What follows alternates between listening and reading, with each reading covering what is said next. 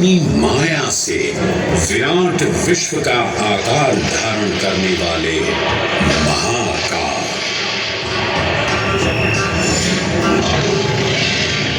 मेरुगिरी को धनुष और भगवान विष्णु को बाण बना दैत्यों के 3 पुरों का नाश करने वाले महाकाल। वो महाकाल जो तीनों लोकों में विद्यमान सभी शिवलिंगों में प्रधान है।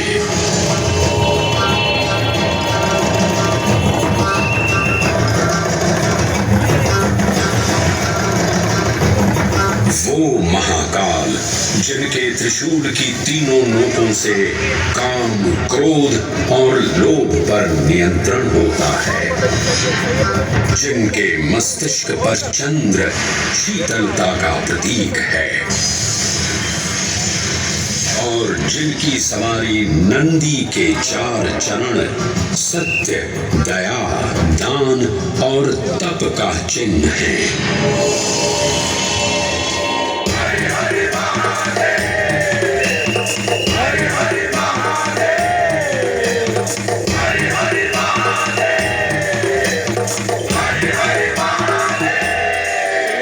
न पुण्यं न पापं न सौख्यं न दुःखं न मन्त्रो न तीर्थं न वेदा न यज्ञः अहं भोजनं नैव भोज्यं न भोक्ता चिदानन्दरूपः शिवोऽहं शिवोऽहम्। हरे हरे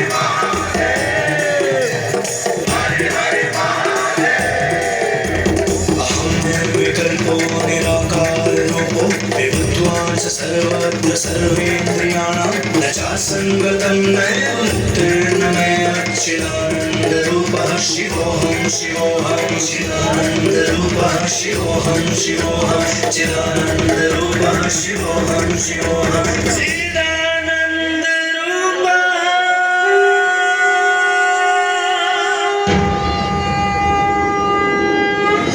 वराह पुराण में कहा गया है, नाभिदेशे महाकालस्तन्नाम्ना तत्र वै हरः। अर्थात नाभिदेश उज्जैन में स्थित भगवान महाकालेश्वर तीनों लोकों में पूजनीय हैं। आकाशे तारकामलिंगम पाताले हाटकेश्वरम मृत्युलोके महाकालम सर्वलिंगम नमोस्तुते। आकाश में तारकलिंग के रूप में, पाताल में हाटकेश्वर के रूप में और मृत्युलोक में महाकाल के रूप में स्थित भगवान शिव को प्रणाम। समस्त लिंग स्वरूपों में विद्यमान भगवान शिव को सादर नमस्कार। नाभिदेश उज्जैन का अटूट बंधन है महाकाल के साथ, जो महाकाल स्तोत्र में उल्लिखित है। उज्जयिन्यां महाकालम महाकालेश्वरम हरम महाकालम महायोगिनम नमामि पार्वती पतिम। तो चलिए मैं आपको कथा सुनाता हूँ इसी महान उज्जैन नगर की। उज्जैन जिसे संस्कृत साहित्य में अवंतिका, विशाला, कुशस्थली, पद्मावती, कनकश्रृंगा, स्वर्णश्रृंगा, प्रतिकल्पा, कुमुदवती और अमरावती के नाम से पुकारा गया। उज्जैन जो मनुष्य को मोक्ष प्रदान करने वाली 7 नगरियों में से एक है। उज्जैन जहां 84 महादेव का आशीर्वाद प्राप्त है। उज्जैन जिस पर सदा ही कृपा रहती है महाकाल की। यहाँ सतत क्षिप्रा नदी की निर्मल धारा बहती है। डमरू के नाद से जीवन को ऊर्जा मिलती है। घंटियों की झंकार मन को आनंदित करती है और यहाँ का आकाश शिव आशीष स्वरूप है।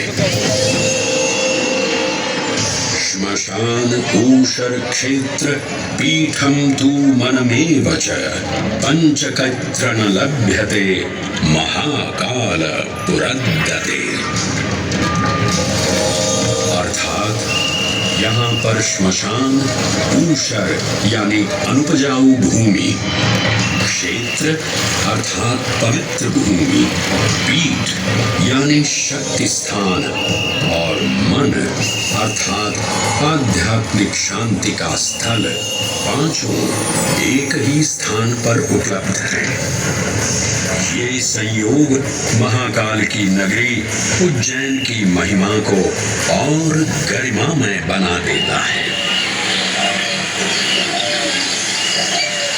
उज्जैन के इस अलौकिक स्वरूप से प्रभावित हो महाकवि कालिदास अपने काव्य मेघदूत में लिखते हैं, हे जलधर, यदि महाकाल के मंदिर में समय से पहले तुम पहुंच जाओ तो तब तक वहां ठहर जाना जब तक सूर्य आंख से ओझल न हो जाए। शिव की संध्याकालीन आरती के समय नगाड़े जैसी मधुर ध्वनि करते हुए तुम्हें अपने धीर गंभीर गर्जनों का पूरा फल प्राप्त होगा। ये संध्या आरती जिसे कालिदास ने सराहा है अत्यंत महत्वपूर्ण है, क्योंकि ये वो प्रहर है जब सभी देवी देवता गंधर्व यहाँ उपस्थित होते हैं।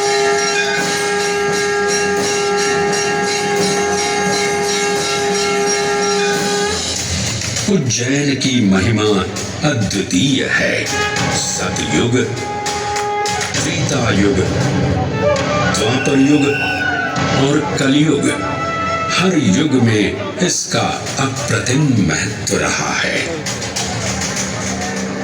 इस काल यात्रा में सबसे पहले आपको सतयुग के उस कालखंड में ले चलता हूँ जहाँ देव और दानव एकत्रित हैं समुद्र मंथन करने के लिए।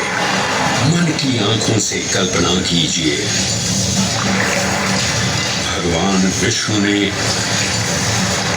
कूर्म का रूप ले मंदरांचल पर्वत को अपनी पीठ पर उठा रखा है। सागर से विकराल लहरें उठ रही हैं, मेघ भयानक गर्जना कर रहे हैं। देव और दानव वासुकी सर्प को नीति बना और मंदार पर्वत को मथनी बना सागर को मथ रहे हैं कि तभी जल का पाप कालकूट विष निकलता है और पूरी सृष्टि को अपने ताप से झंसाने लगता है। इस भयावह स्थिति ने देवताओं और असुरों के बीच हाहाकार मचा दिया। ये कैसा अनर्थ है? लक्ष्य था अमृत का, पर अब मृत्यु की विकराल छवि हमारी आंखों के समक्ष मंडरा रही है। इस भयंकर संकट से केवल वही उद्धारकर्ता मुक्ति दिला सकते हैं जो समस्त विश्व के परम संरक्षक हैं। तभी सब महादेव की शरण में जाते हैं और पुकार लगाते हैं, ओम नमो भगवते रुद्राय। और फिर तुष्टा महादेव भक्तों की गुहार सुनते हैं, कैलाश से उतरते हैं, विष को अपनी अंजुलि में भर अपने कंठ में धारण करते हैं।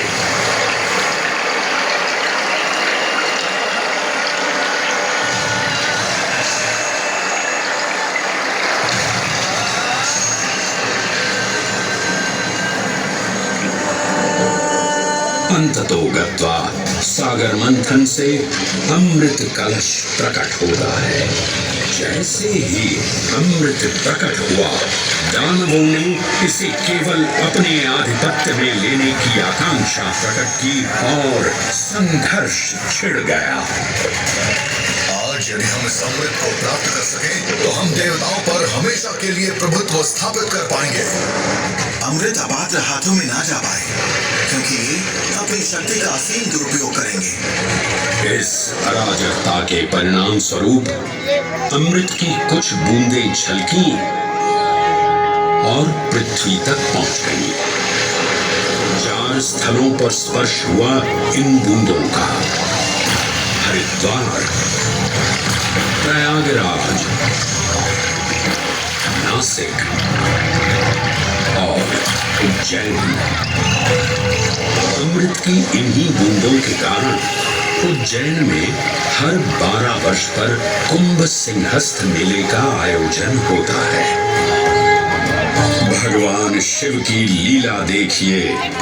लोक कल्याण के लिए स्वयं विषपान किया और अपनी नगरी पर अमृत वर्षा करवाई।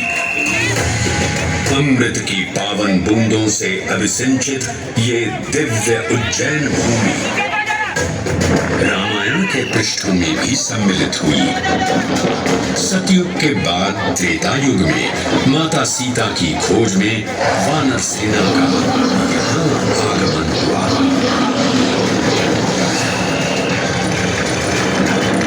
समय की इस यात्रा के माध्यम से अब प्रवेश करते हैं वाल्मीकि रामायण के किष्किंधा कांड में।